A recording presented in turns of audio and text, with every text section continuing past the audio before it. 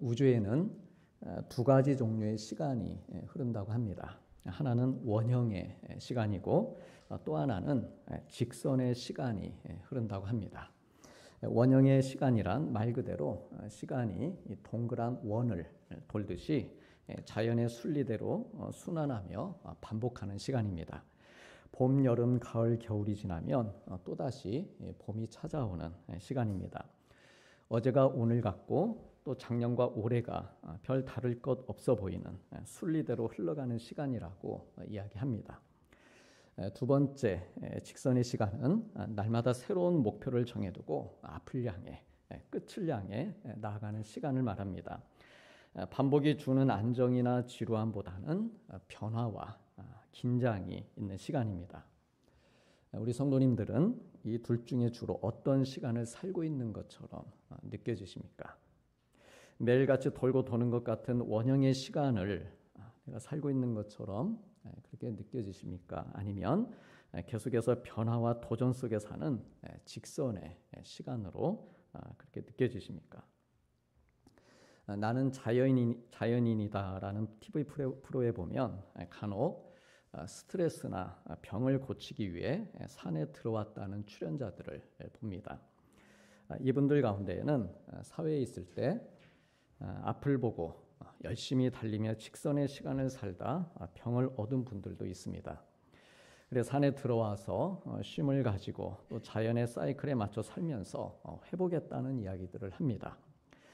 이를 두고 어느 유튜브 작가는 말하기를 산속 생활은 자연의 섭리에 맞춰 돌아가는 원형의 시간이라 할 수 있는데 이 원형의 시간 안으로 들어가게 되면 자연의 일부인 자기의 그 본연의 모습으로 돌아가게 되고 몸과 마음에 있던 독소가 빠져나가면서 치유하는 시간을 가지게 된다라고 말합니다.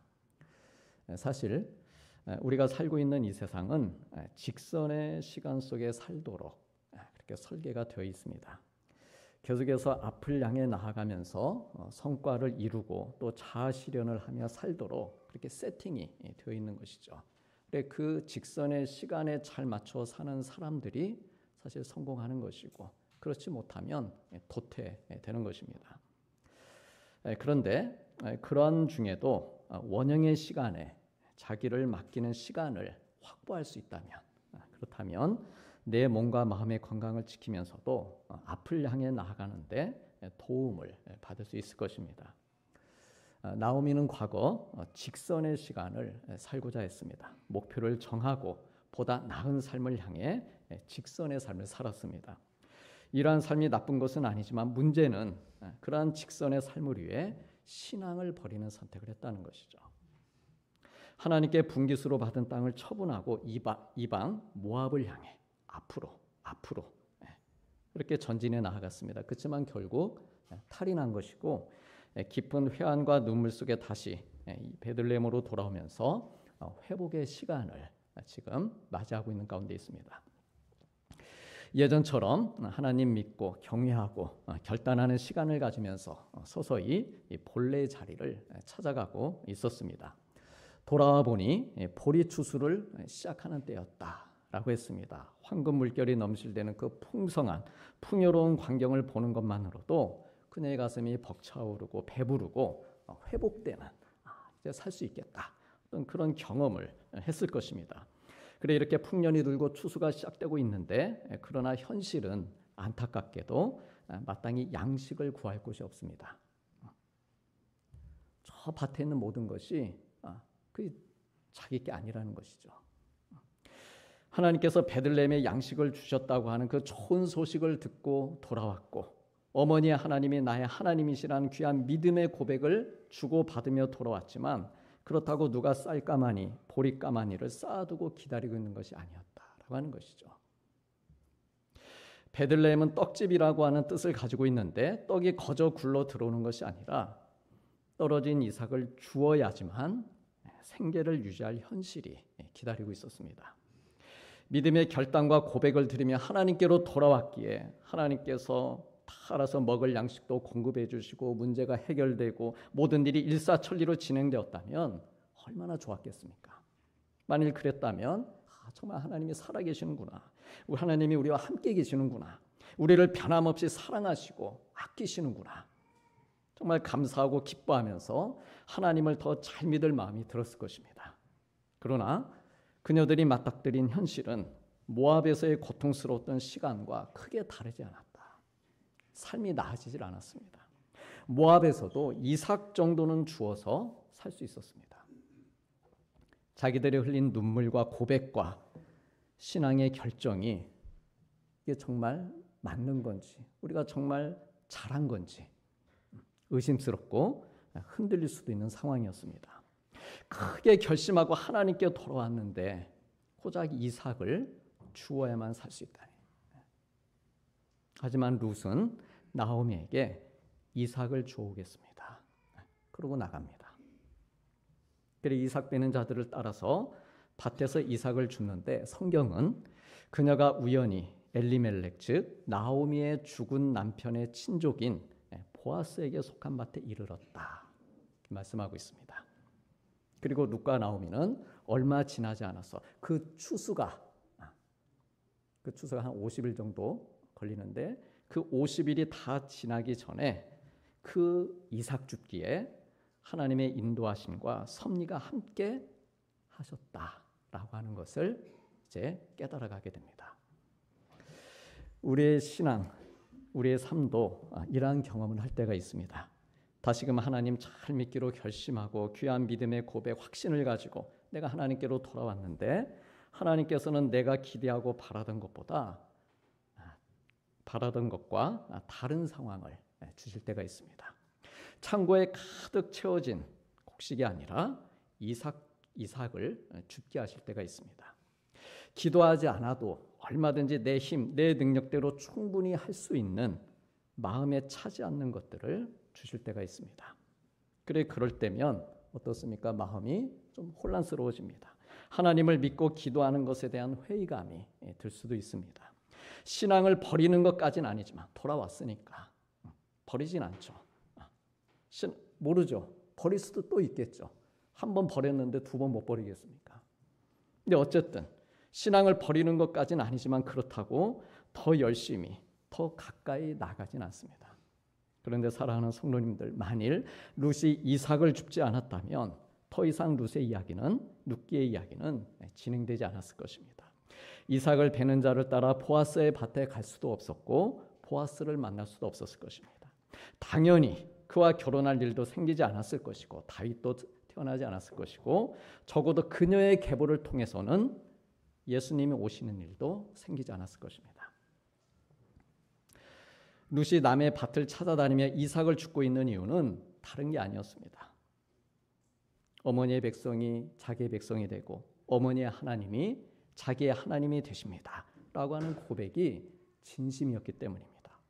이 어머니를 내가 정말 잘 봉양해서 사실 수 있도록 해드려야 자기도 살고 자기 신앙도 지킬 수 있었기 때문입니다. 비록 이삭 줍기를 하며 원하는 만큼의 양식이 생기진 않더라도 어머니, 이것은 제게 아무 문제가 되지 않습니다. 우리들도 하나님이 저의 하나님이 되시고 제가 하나님의 자녀로 살아갈 수 있다면, 그리고 제가 저의 신앙을 지킬 수만 있다면 제가 이렇게 이삭 줍기를 하며 원하는 만큼 채워지지 않는 삶을 내가 살아가고 있더라도, 그러나 하나님, 이것은 저에게 문제되지 않습니다. 오히려 더 감사합니다. 어떤 그런 귀한 믿음의 고백이라는 것이죠. 그래서 비록 수고스럽고 남의 밭에서 눈치를 봐야 하는 일이지만 기꺼이 이삭을 줍겠습니다. 그래서 나간 것이고, 하나님께서는 룻이 이삭을 줍는 일을 통해서 그녀의 걸음을 한 걸음씩 보아스의 밭으로 인도하시며 하나님의 섭리를 만들어 가고 계시는 것입니다. 하나님의 관심은 솔로몬처럼 거대한 성전을 짓는 사람에게만 있지 않습니다. 룻처럼 자기 밭이 아닌 곳에서 이삭을 줍는 일을 하더라도 정말 진실된 믿음으로 충실하게 일하는 사람, 그 사람에게 하나님의 관심과 손길과 섭리로 함께해 주십니다. 그래 우리들도 룻처럼 신실하고 성실한 모습으로 살면서 이삭을 줍는 일 속에서도 하나님의 인도하심을 받으며 사는 그런 귀한 섭리 안에 우리가 살아갈 수 있기를 축복합니다. 2절에 보면은요, 룻은 이삭을 주우러 나갈 때 아주 중요한 말을 합니다. 원하건대 제가 밭으로 가서 제가 누구에게 뭡니까? 은혜를 입으면, 제가 은혜를 입으면 제가 그 사람을 따라서 이삭을 주겠습니다. 이렇게 말하고 있습니다. 룻은 기본적으로 그 마음은 있는 것이죠. 어머니 사랑하고 하나님 믿는 그 믿음이 있습니다. 그래서 그런 마음으로 내가 밖에 나가 이삭을 줍지만 그럼에도 불구하고 누군가 나에게 은혜를 베풀지 않으면 안 된다. 내가 좋은 마음으로 내가 나간다. 그럼에도 불구하고 누군가 나에게 은혜를 베풀어야지만 내가 감당할 수 있다. 이 고백을 하는 것입니다. 왜 그렇습니까? 왜 누군가 자기에게 은혜를 베풀어야만 합니까? 왜냐하면 당시 사사시대는 하나님의 뜻보다 자기 소견에 오른 대로 사는 사람들이 많았기 때문입니다. 게다가 자주 흉년이 들면서 민심이 흉흉할 때입니다. 지금은 풍년을 맞이해서 추수를 하고 있지만 모두가 즐거워하고 있지만 언제 또다시 가뭄이 들어서 양식이 떨어질지 알 수 없는 사실이죠. 그런 시대를 사는 사람들의 마음 어떨까요? 돌같이 딱딱하고 차가울 수밖에 없습니다. 불안할 수밖에 없습니다. 움켜쥘 수밖에 없죠. 지금 많이 거둬야 된다. 그래 그런 사람들을 향해 나아가면서 룻이 은혜를 구한 것입니다. 우리가 세상에 나아갈 때도 마찬가지입니다. 은혜를 구해야 되죠.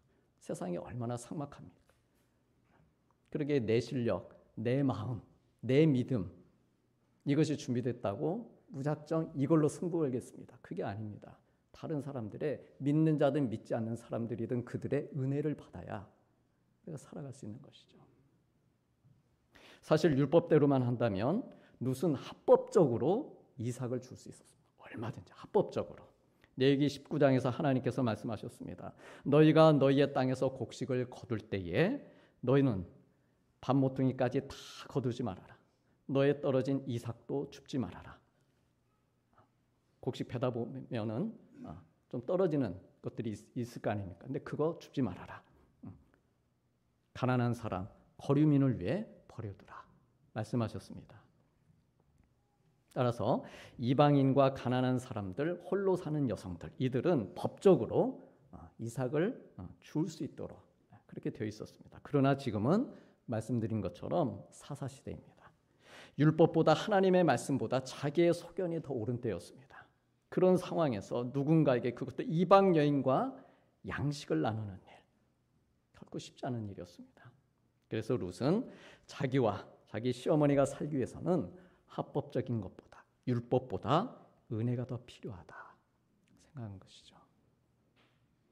모압에 살 때 어땠습니까? 남편과 힘을 합하면 가족끼리 다 힘을 합하면 못할 일이 없을 것이라고 생각했습니다. 정말 그럴 것 같았습니다. 하지만 의지하고 기대하고 사랑했던 남편을 잃었습니다. 시아버지도 없고 형부도 없습니다. 밭에 나가서 일하고 가정을 이끌 사람이 하나도 남지 않았습니다. 그러면서 인생이 사람의 계획과 노력만으로 되는 것이 아니라는 것을 깨닫게 되었습니다. 시어머니를 따라 베들레헴에 오기까지 자기들의 삶에 하나님의 은혜가 얼마나 필요한지를 경험했습니다. 은혜 아니면 살 수 없는 자기와 자기 어머니의 그 현실을 알았습니다. 그래서 어머니의 하나님이 나의 하나님이시라는 고백은요, 그녀가 이미 하나님의 은혜를 입은 경험을 했다는 것을 의미합니다. 그냥 입으로 어쩌다 나온 말이 그 말이 아니고 이미 은혜를 경험했기 때문에 하나님이 위로자 되시고 하나님이 자기의 방패와 피할 바위가 되시며 건지시고 살려주시는 그 은혜를 경험한 것입니다. 그래 이삭을 주러 나가면서 오직 은혜 이 두 글자만 생각하고 나간 것입니다. 오늘 우리 성도님들이 처한 우리 각자 삶의 환경이 다 다릅니다.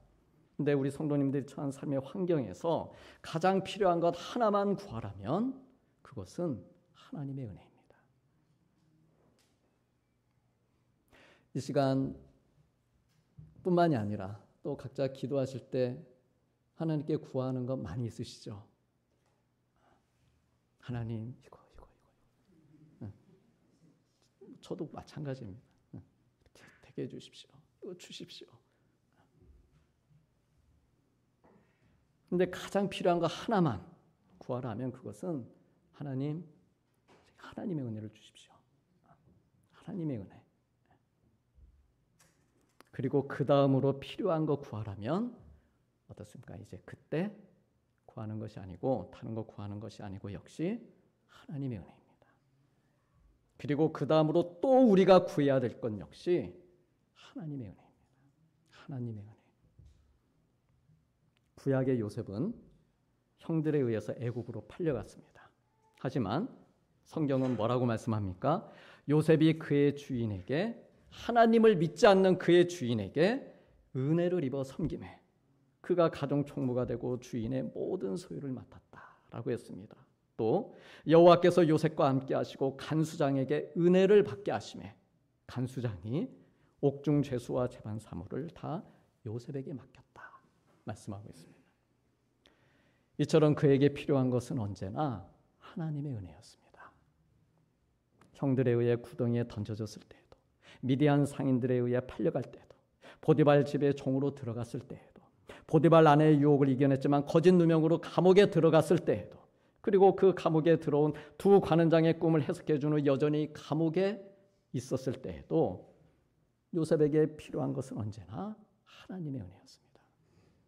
마찬가지로 우리에게 오늘 또 내일 또 그리고 다음 달에도 내년에도 평생 우리에게 필요한 것은 하나님의 은혜입니다. 그러나 하나님께서는 우리가 매일 아침 세상으로 나가면서 세상으로 나가기 전에 은혜를 먼저 생각하고 은혜를 구하며 나가길 바라십니다. 그날 내가 누구를 만나야 될지 어떤 약속이 있는지 생각하면서 나가야 되죠. 물론. 그렇지만 그보다도 더 먼저 은혜를 하나님의 은혜를 생각하며 나아가길 바라십니다. 내가 원형의 시간을 살든 아니면 직선의 시간을 살든 우리에게 필요한 것은 하나님의 은혜이니 은혜를 사모하고 은혜를 구하며 나아가기를 우리 하나님 바라십니다. 그래서 우리가 내 입술을 열어서 기도하고 은혜 주십시오. 은혜를 구하면 하나님께서 도우셔서 반드시 길을 열어주시고 하나님의 섭리로 인도해 주십니다. 내가 하나님께 얼마나 큰 사랑을 받고 있는 존재인지, 하나님이 정말 나를 돌보고 계시는구나. 하나님이 정말 나에게 살 길을 열어주시고 섭리로 인도해주고 계시는구나. 깨닫도록 고백하도록 그런 은혜들을 경험케 해주십니다. 은혜는요, 이례적인 사건이라기보다는 지속적인 삶의 경험입니다. 은혜는. 근데 우리가 보통 은혜를 구한다 해서 은혜를 구할 때 보면 딱 그 시점을 놓고 은혜를 구하는 경우가 많이 있습니다. 딱 이때 도와주십시오. 이것을 주십시오. 이 은혜를 주십시오. 그렇지만 그러한 이례적인 사건이라기보다는 지속적으로 경험해야 될 것이라고 하는 것이죠. 나에게 언제 어느 때만 특별하게 나를 골라서 찾아오는 은혜가 아니라 그렇게 사건으로 이벤트로 구해야 될 은혜가 아니라 지금 이 시간에도 저와 우리 성도님들에게 함께하고 계시는 은혜입니다. 풍년이 들 때에도 하나님의 은혜가 함께 하시는 것이고 흉년이 들어서 궁핍하고 실망스럽고 그래서 낙심이 될 때에도 주 예수 그리스도의 이름으로 일용할 양식을 구하는 이들에게는 하나님의 은혜가 함께 하십니다. 그래 룻이 집을 나서면서부터 계속 무슨 생각했겠습니까? 계속 은혜를 구하면서 그렇게 가다 보니 보아스의 밭 앞까지 오게 된 것입니다. 야고보서 4장에 하나님께서는 교만한 자를 물리치시고 겸손한 자에게 은혜를 주신다 약속하셨습니다. 룻처럼 하나님을 인정하고 은혜를 구하는 자, 기본적으로 은혜를 구한다. 이것은 내가 낮아진 자리, 겸손한 자의 자리에 있다는 것이죠. 그런 자에게 은혜를 베푸십니다. 은혜를 구하는 자들과 함께 하시고 그들을 위해 하나님께서 일하십니다. 그 사람이 누구든지 따지지 않습니다. 그 사람이 누구든지 하나님의 은혜가 임하시게 되면 자기가 가지고 있는 역량보다 자기가 생각하는 자기보다 더 크게 쓰임을 받습니다. 하나님의 은혜가 나의 공로보다 먼저이고 그래서 나의 의로움보다 먼저인 것이죠. 학벌, 실력, 똑똑한 것, 능력, 성공, 재물, 명예보다 그러므로 하나님의 은혜를 더 사모하고 기대하고 구할 수 있어야 됩니다. 그럼 복된 성도님들 되시기를 축복합니다. 은혜를 사모하는 루스류에 하나님께서 섭리하시고 일하십니다. 어떻게 섭리하십니까? 우리가 하나님의 은혜를 구하면, 하나님께 은혜를 구하면 우리를 도와주시기에 섭리하신다. 우리가 말은 그렇게 하는데 어떻게 섭리해 주시느냐라고 하는 것이죠. 룻이 보아스에게 속한 밭에 이르렀는데 성경은 그녀가 우연히 그 밭에 이르렀다 말씀합니다. 룻이 믿음의 선택과 결심을 하며 하나님의 은혜를 구하고 있을 때, 그렇게 그날 아침을 시작하며 밖으로 나가고 있을 때 하나님께서는 그녀보다 더 일찍이 그녀를 위해 일하고 계셨습니다.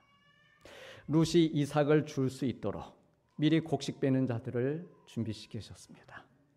그리고 그들의 뒤를 따라서 우연히 보아스의 밭으로 가게 하셨습니다. 우연이라고 하는 말은 우리 사람 입장에서 쓰는 말이죠. 사람 입장에서. 사람들은 하나님의 영원한 계획을 모릅니다. 누가 압니까? 하나님의 그 크신 영원하신 계획을 우리는 모릅니다. 그래서 우리는 늘 하는 말이 우연이다. 그렇게 얘기를 하는 것이죠. 하지만 우리 예수님 믿는 성도들은 그 우연의 배후에 하나님의 섭리가 계심을 믿는 사람들입니다. 지금까지 우리의 인생 여정에 우연인 것처럼 보이는 그런 하나님의 은혜와 섭리로 가득합니다. 한번 헤아려 보시기 바랍니다. 수많은 하나님의 섭리와 인도하심, 그 돌보심을 받으며 우리가 여기까지 온 것입니다. 우연들 속에 하나님의 손길이 있었고 우연들 속에 하나님의 사랑과 뜻하심이 계셨습니다. 나를 살리시고 나를 구원해 주시고 나를 쓰시려는 하나님의 계획하심 안에서 우연으로 생각되는 길로 우리가 인도함을 받은 것입니다. 한편 룻이 이렇게 우연히 그러나 하나님의 인도하심 속에 보아스 밭에 이르렀을 때 그 밭의 주인인 보아스가 마침 그의 밭으로 옵니다. 또 다른 우연이 일어나고 있는 것입니다. 그리고 이 역시도 하나님의 섭리였습니다. 보아스는 그 이삭을 베는 사환에게 이 소녀가 누구인지 룻에 대해 묻습니다. 사환은 보아스에게 나오미와 함께 모압에서 온 소녀인데 아침부터 와서 잠시 집에 쉰 것 외에 지금까지 계속하는 중입니다. 라고 말합니다. 우리 성경에는 보신 대로 계속 일하고 있었다 라고 하는 의미로 이렇게 번역이 되고 있는데요. 성경 원어의 의미는 계속 서 있었다 라고 하는 뜻입니다. 서서 일해서 서 있었다. 그런 의미도 물론 될 것입니다. 근데 또한 이렇게 해석을 합니다. 이삭을 줍기 위해 밭을 찾아갔지만 그러나 곧장 이삭을 줄 수 있는 분위기가 아니었다는 것이죠. 우리가 그렇게 쉽게 할 수 있습니까? 더군다나 이방에서 왔는데 법적으로 허락이 돼 있어도 쉽게 이삭을 줄 수 없는 것이죠. 눈치 보고 주저하고 설 수밖에 없는 그런 상황이었습니다. 그래 이삭을 줍도록 허락해 줄 때까지 와 괜찮아 주어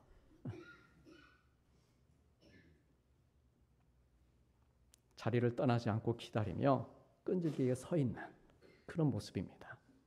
겨우 허락을 받아서 이삭을 줍기 시작했고 이삭을 몇 번 준 후 돌아간 게 아니라 집에 몇 번 가긴 갔습니다. 쉬다가 이제 안 갈래. 그러지 않았다는 것이죠. 계속해서 가서 또 허락받고 또 허락을 받아내면서 이 밭에 가서 허락받고 저 밭에 가서 허락받고 이렇게 조심스럽게 이삭을 주고 있었습니다. 룻이 이렇게 밭을 떠나지 않고 계속 서서 허락을 구하고 이삭을 줄 수 있었던 것은 계속 그 마음이 유효했다는 것이죠. 은혜를 구하는 마음이 있었기 때문입니다. 아침에 집을 나오며 구했던 그 하나님의 은혜를 바라면서 그 자리를 다른 생각하지 않고 마음 약해지지 않고 꿋꿋하게 지켜내며 이삭을 주은 것입니다. 마태복음 15장에 보면 흉악한 귀신 들린 딸을 고치기 위해서 이방인인 가나안 여자가 예수님을 찾아옵니다. 그리고 주님께 큰 소리로 부르짖습니다. 주 다윗의 자손이여 저를 불쌍히 여기소서. 내 딸이 흉악하게 귀신 들렸나이다 라고 외칩니다. 주님의 도우심을 바라며 간절히 은혜를 구하고 있습니다. 그렇지만 예수님은 그녀에게 한마디 말씀도 하시지 않습니다. 그러자 주님께 다시 엎드려 절하면서 주여 저를 도와주옵소서 끈질기게 그 자리를 떠나지 않고 지키며 구합니다. 그래도 예수님께서는 듣는 척도 하지 않으십니다. 오히려 더 심한 말 하시죠. 자녀의 떡을 취하여 개들에게 던짐이 마땅하지 아니하다. 심한 말로 무안을 주십니다. 그러나 이에 개의치 않고 그녀는 더 꿋꿋하게 구합니다. 주여 옳습니다. 주여 옳소이다마는 개들도 제 주인의 상에서 떨어지는 부스러기를 먹나이다. 개들도 제 주인의 밭에서 떨어지는 이삭을 먹나이다. 그 극한 상황에 몰린 사람들만이 구할 수 있는 이삭 줍기의 고백을 주님께 드립니다. 부스러기 같은 이삭, 부스러기의 은혜를 주님께 구합니다. 그러자 예수님께서 여자여 너의 믿음이 크다. 정말 크다. 너의 뭡니까? 소원대로 될 것이다. 그리고 그때로부터 그의 딸이 나음을 입게 해주십니다. 너의 믿음이 크다. 감탄하며 하신 말씀입니다. 뭡니까? 너의 믿음에 감동을 받았다는 말입니다. 너의 믿음에 내가 감동이 되었다. 네가 나에게 감동을 주었으니 나도 너의 간구를 이루어주겠다. 소원을 이루어주겠다. 그래 그녀의 딸을 고쳐주신 것입니다. 이것이 그날 은혜를 구하며 주님 앞으로 나온 여인을 향하신 하나님의 섭리였습니다. 어떤 섭리입니까? 그녀의 믿음도 살려주시고 또한 딸도 살리시고자 하는 하나님의 섭리였습니다. 주님의 마음을 감동케 하는 자에게 베푸시는 은혜의 섭리였습니다. 보아스는 룻의 신실함에 감동합니다. 그래 룻에게 어디 가지 말고 내 밭에서 이삭을 주어라. 그렇게 허락합니다. 사랑하는 성도님들, 하나님께서는 우리가 항상 은혜를 구하는 자리들을 찾아 나와서 그 자리를 지키며 계속해서 구하며 살길 바라십니다. 기도하는 자리, 예배하는 자리, 은혜를 구하는 자리에 굳게 서서 떠나지 않고 설령 상황이 좋지 않고 내 자신이 없고 주저하게 만든다 할지라도 그럴수록 더욱 간절함과 신실함으로 구하길 바라십니다. 은혜를 받기까지 그렇게 계속해서 우리 주님의 마음을 감동시켜 가면서 긍휼의 하나님, 은혜의 하나님을 붙잡고 구함으로 마침내 허락하심을 받길 바라십니다. 그러므로 우리의 환경이 어떠하든지 나를 살릴 수 있는 것은 오직 하나님의 은혜요. 지금 나에게 필요한 것 역시 오직 하나님의 은혜임을 기억하고 고백하며 하나님의 은혜를 구하는 성도님들 되시길 바랍니다. 원형의 시간이든 직선의 시간이든 우연이든 마침이든 나의 시간, 나의 모든 시간을 주관하시는 하나님, 그 하나님의 섭리가 계심을 믿고 세상의 밭을 은혜의 밭으로 만들어 가시길 바랍니다. 한 주간에도 이삭을 줍는 평범한 일, 그 평범한 일들 속에 하나님의 비범하시고 놀랍게 인도하시는 은혜를 경험하는 우리 귀한 믿음의 성도님들 되시기를 축복합니다.